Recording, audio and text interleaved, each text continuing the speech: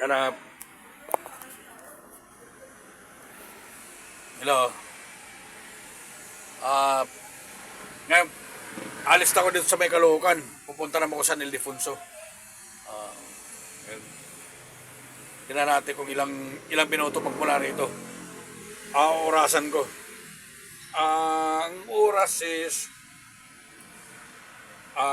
quarter to 11. Ay wala, ano pala?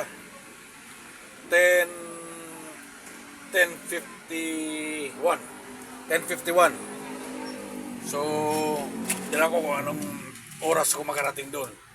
Pero sa super highway ako nadaan, pang express. Tingnan natin. Yan. Bali, long video ito. Mahabang video ito.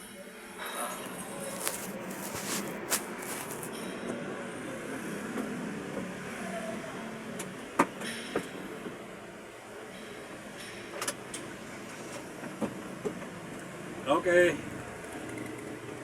Stop. Oh, may motor. May gobyerno. Yan. Mga traffic enforcer.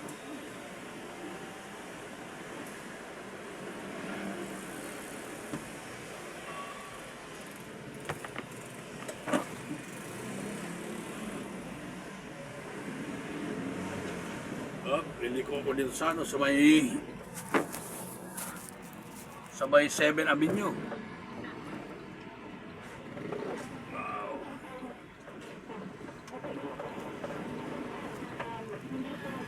Okay. Ito naman yung LRT. Saan LRT yan? Stoplight.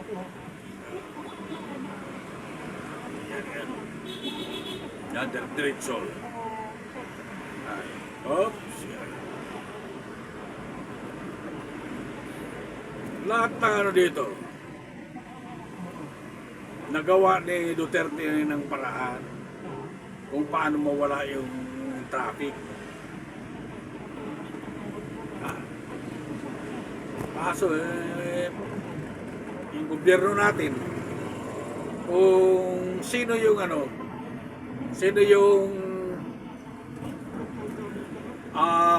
magaling, hindi nangungurakot, yun ang ayon lang suportahan.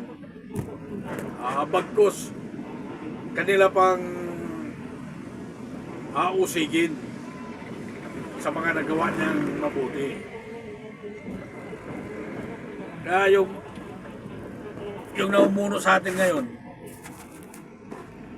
wala ka na masabi talaga. Kasi tropang tambalos-los.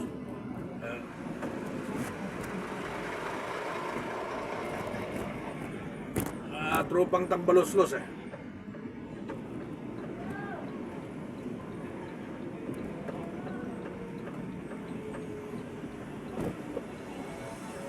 Sipin mo,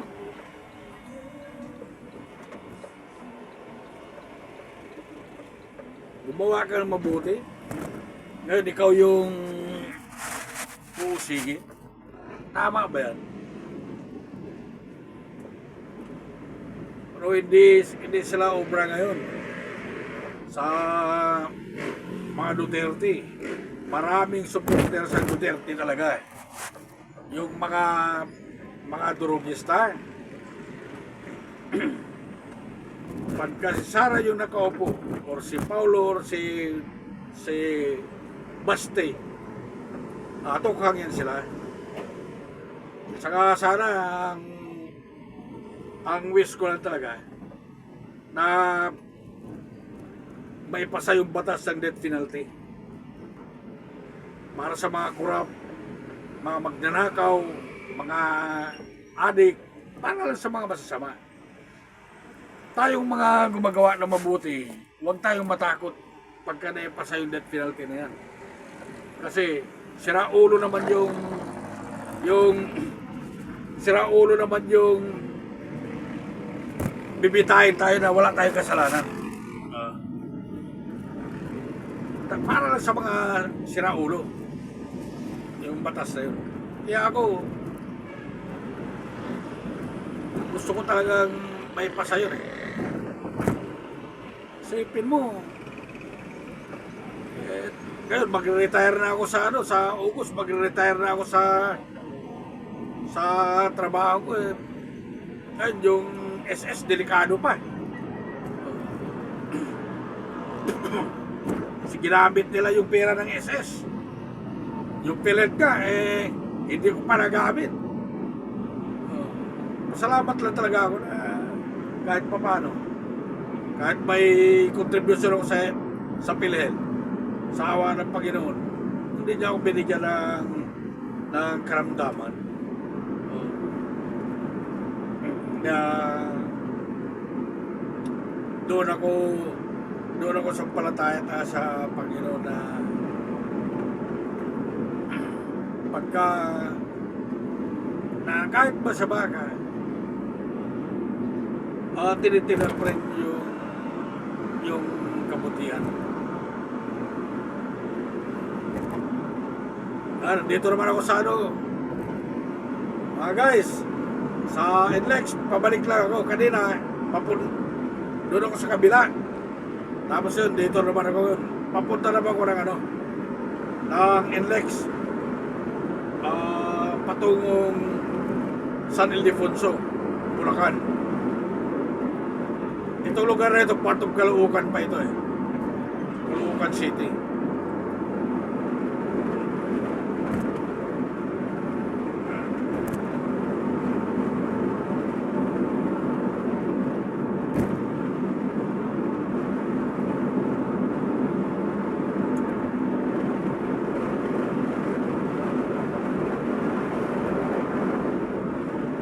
Magdadrive ako hanggang Batangas.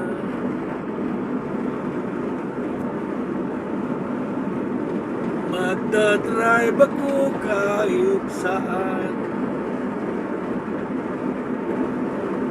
Magdadrive ako hanggang Baguio. Kahit walang kasamang aso.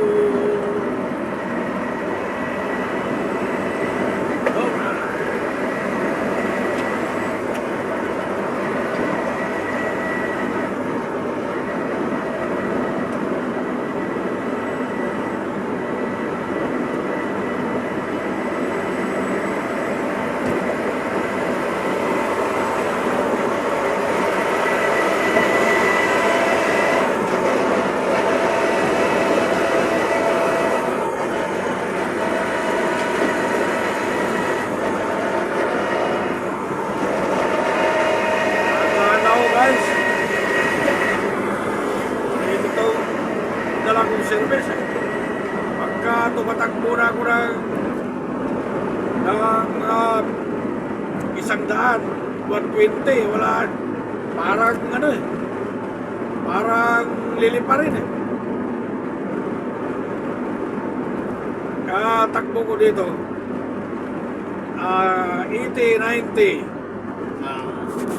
Yan o, yan yung speed meter ko. Yan lang yan lang, ganyan na yung ko dito. Ito, abot tayo 100.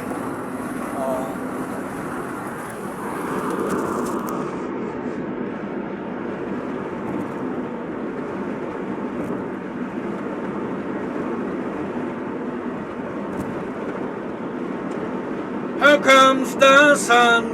Do-do-do-do. Here comes the sun. The toning is slowly melting. Do-do-do-do.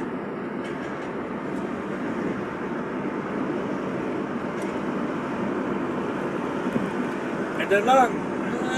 Kahit mahirap ang buhay, sa biyahe, wala kang kasama. Para hindi ka antukin, yan ang gawin mo, kanta-kanta. Kailangan libangin mo yung sarili. libangin mo ang iyong sarili.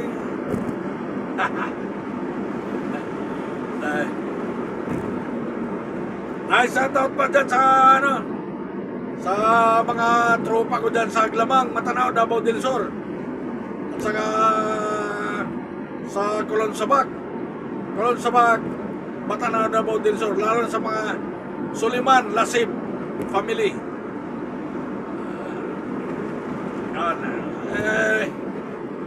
Long videos itong ginagawa ko yan. Hindi ako makapag-live, walang load. Kaya video lang muna.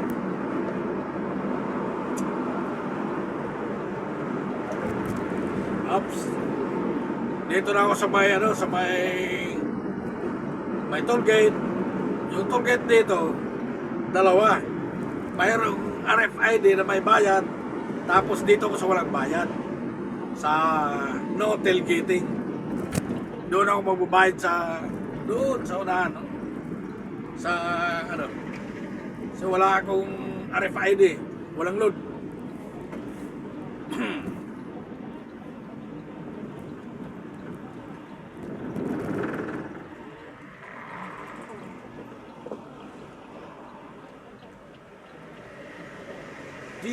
Yan o, no tailgating, nakalibre. Pero bayad talaga doon.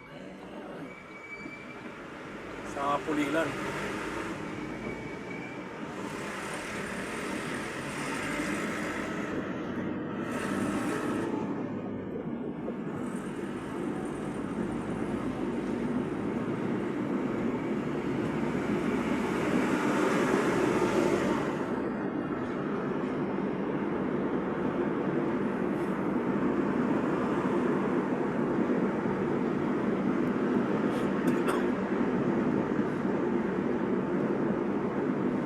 Isang larawang kupas ay aking nasilayang muli ang ating lumipas. Maibabalik ko lamang panahon at ang oras. Hindi sana lungkot at pagsisisi ang dinaranas. General T. De Leon. Hanggang sa mga sandaling ito, di ako nagbabago. Taglay ko pa rin ang damdamin sa ating lumang litrato. Ngunit sa'yo, ewan ko, ikaw ba'y iba na buhat nang tayo'y magkalayo? Kapit kamay, tayong dalawa, nakangiti at kapwa masaya. At ang tunay na pagmamahal, nakalarawan kahit kupas na. Isa itong yaman ng puso ko, makulay na yugto ng buhay ko. Mabalik ang ligayang lipas. Salamat sa larawang kupas.